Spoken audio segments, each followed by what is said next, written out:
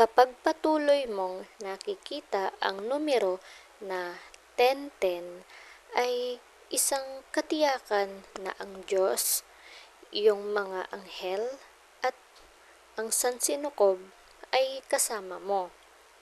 Ang 1010 ay sumisimbolo sa iyong patuloy na espiritual na pag-unlad at nagpapakita ng iyong mga layunin.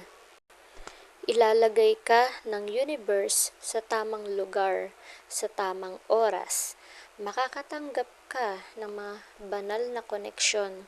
Gagawa ang mga tao sa kanilang paraan para maging mabuti sa iyo.